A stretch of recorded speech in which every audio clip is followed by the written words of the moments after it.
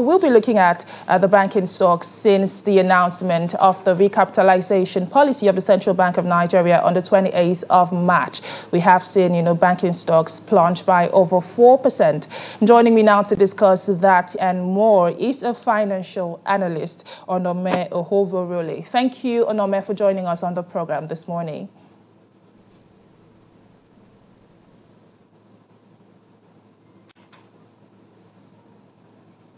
We seem to. Good morning, ma'am. Thank you for having me. Onome there, but like I did say, okay, I believe he is still with us. Onome, are you there? If you can hear me, since the announcement of the recapitalization policy of the Central Bank of Nigeria, we have seen, banking stocks on the NGX plunge by over 4%.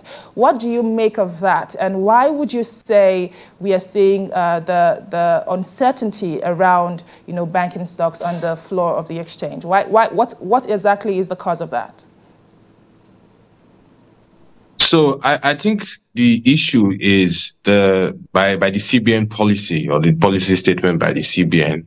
It simply means that we have to discount whatever retained earnings have been held by the bank so far.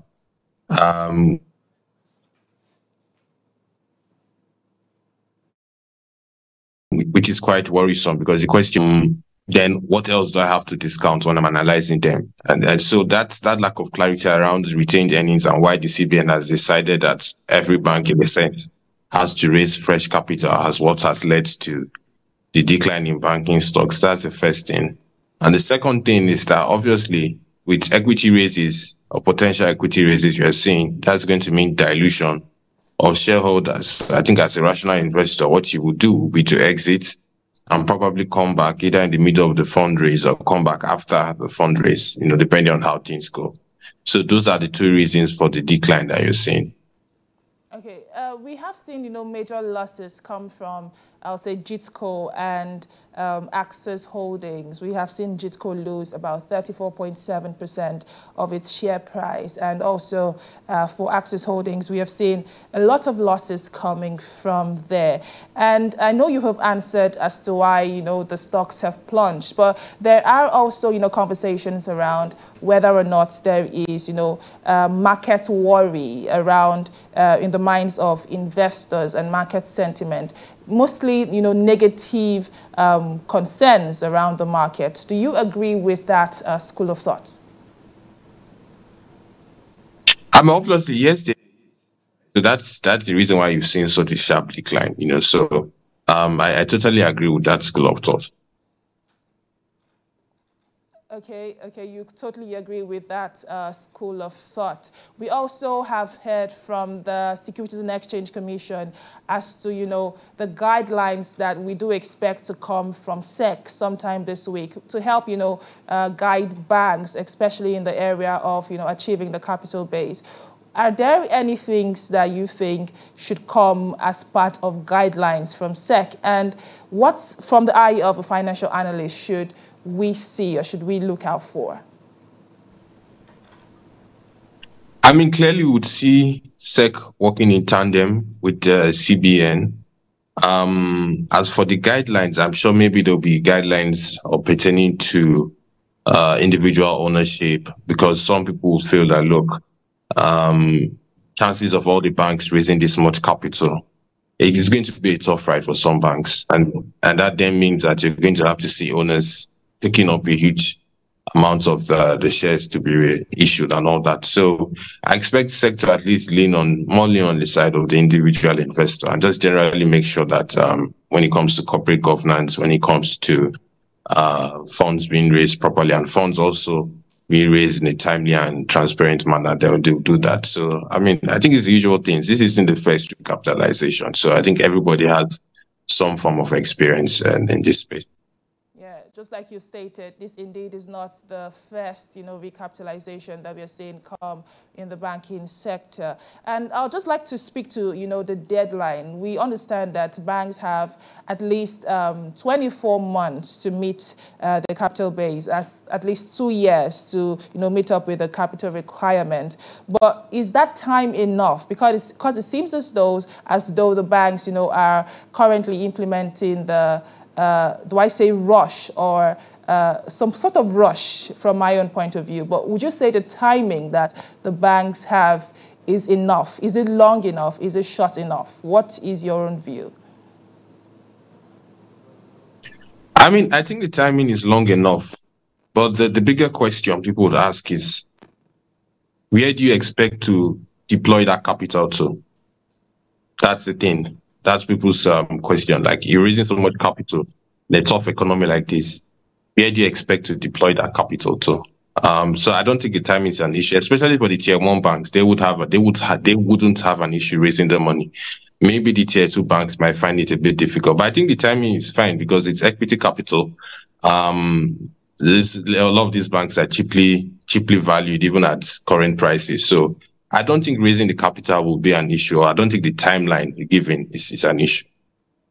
Yes, you have talked about, raising the capital, especially for the tier one banks, and that it would not be so much of an issue. We have seen, actions come from banks, especially the tier one banks. I would want to mention the ones we have seen from Axis Holdings that has, with shareholders endorsing the subset initiative to raise about 365 billion naira through rights issue. Do you expect to see more of that come from other banks? Speaking of the tier one banks and other banks generally, do you expect to see them following this trajectory?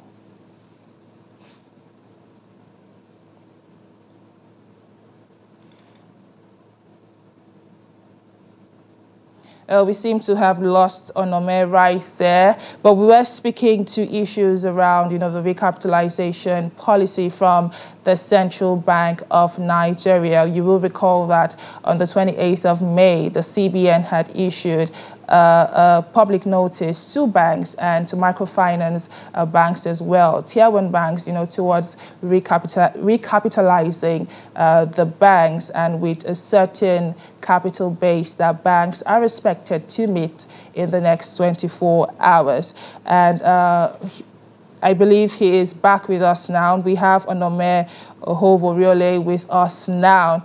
Onome, moving on away from that now, I would like for us to talk to, issues around how the Naira has fared lately. We did see, the Naira over the weekend, remain, for a while now, we have seen the Naira remain above the 1,200 Naira to a dollar band. However, we also did hear from Cardoso over the weekend, where he talked to how the Naira was the best performing currency in the world in the month of April. What are your thoughts on that assertion?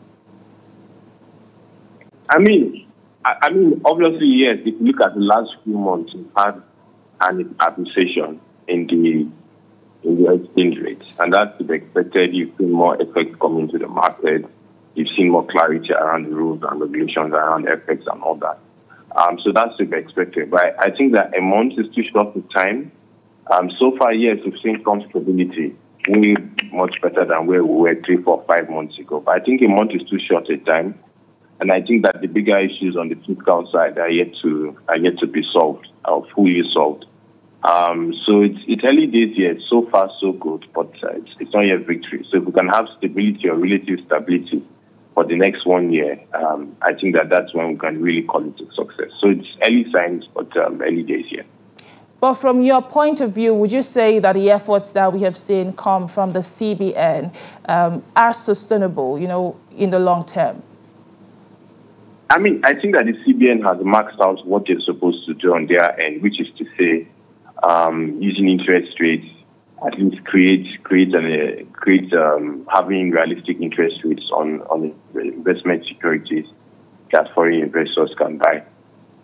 From that end, they've done their bit. They've done their bit trying to straighten the markets around the banks and everything.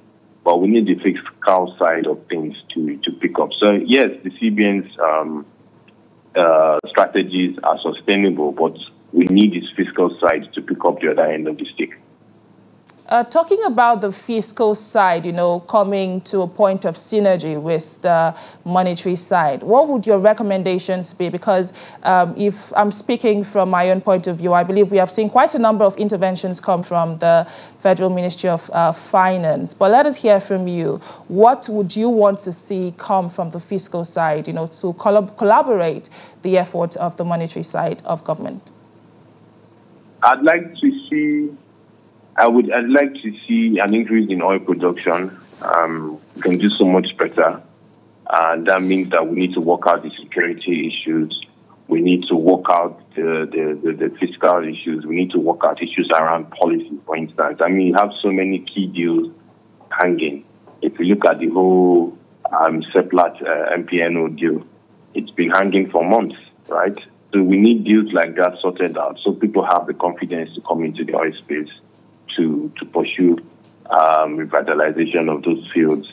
People have the confidence to want to invest more money because we're not pumping enough oil. And the shortest thing and quickest means we can have are to pump more oil into the market. And luckily, crude oil prices have been on the upward trend. So we need to see that. We need to see that happening, really. And that's entirely for the federal government to sort out securities with the federal government. The whole policy and everything with the federal government via NNPC or whichever way possible. So the federal government needs to step up in that aspect. That's the quickest way to generate dollar income. What role will the Dangote refinery, which we understand is expected to commence operations in the fourth quarter of the year, what role will the operation or the operating of that refinery have, or what way would it affect, the Naira moving forward from your own point of view? I mean, honestly, it's not going to have much of an impact on local crude oil petrol prices. In the short term, at least the next 1 year, is also not going to have much of an impact in terms of how much you are spending on FX for petrol, because in the short term, you're going to see them focus on diesel and other products before getting to petrol. So petrol is in the immediate goal for that refinery, at least in the next 6 months to 1 year. That's one. Two is they're going to sell at international prices. That refinery is more of an export-focused refinery. So except you're going to see the government give them some sweet terms, whatever crude is being refined, the focus of that refinery is export. And even if you're not exporting, you're going to be paying petrol at international prices. So I would say that in the short term, the refinery isn't going to do much in terms of reducing whether it's the foreign exchange spending on petrol. In the short term, it's not going to do much. But as it ramps up, in the mid to long term, once it starts to produce other petroleum products and it starts to generate some decent foreign exchange, then some of that money comes into the coffers of the government. But in the next 1 year, that refinery isn't going to contribute significantly to foreign exchange income for the country. Okay, Mr. Onome, just before we go, we have seen the Naira lose its winning streak over the weekend up until this morning. Considering the current economic realities and the current indicators, what is your outlook for the Naira, say, in the next 1 month? I would say I'm moderately optimistic. Like I said, we're not going to see wild swings. Yes, you have ups and downs, but it's normal to have ups and downs. It's the market, right? Sometimes the price will go up, sometimes the price will go down. So I think we'll stay within the current band, maybe plus or minus 10, 20% of worst case scenario, and which isn't too bad. But I think it's 10%. If we can do plus or minus 10% next 1 month as a band, a trading band, I think that's fair enough. So I'm not worried. As crude oil prices are looking good, confidence is coming in. We're still more foreign portfolio investors coming in. So I think so far so good. I don't see anything that will cause some concern. You'd have ups and downs, but I don't see anything that will cause a wild volatility in the exchange rate, at least in the next few weeks. Well, like my guest has said, we remain optimistic, a plus or minus 10% from the current price that we are seeing. I have been speaking with my guest, who is a financial analyst, Onome Ohwovoriole. Thank you for your insight on the program this morning. Thank you for having me.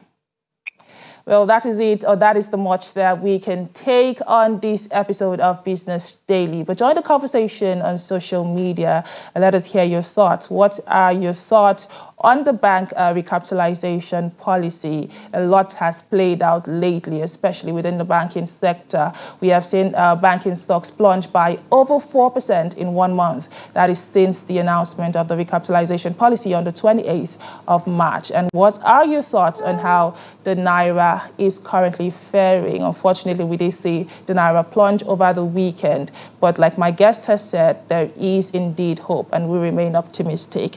My name is Chiamaka Enendu. Thank you for watching, and bye for now.